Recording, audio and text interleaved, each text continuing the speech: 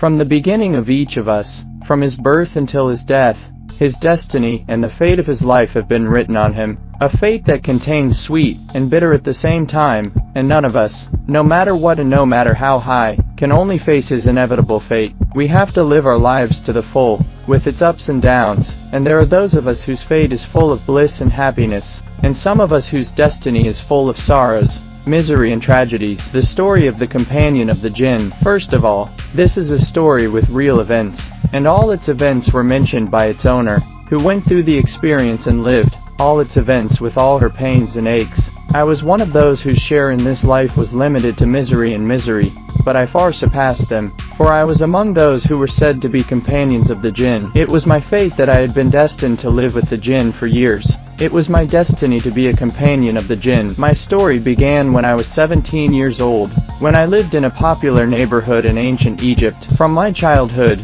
everyone witnessed me with obedience and serenity. I did not break a single word to them throughout my life, because they raised me well, and were kind-hearted with me and with everyone. All my attention at that time was focused on my love for the Quran, the book of God, and I was certain that I would work with every letter it came in.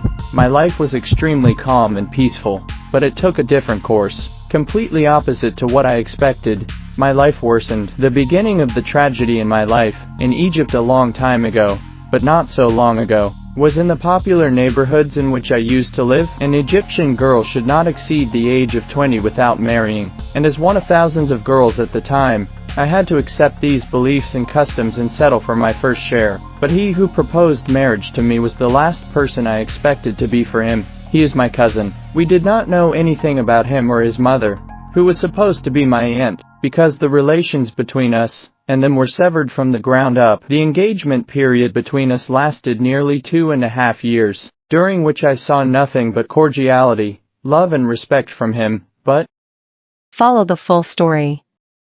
Please comment, like, and share.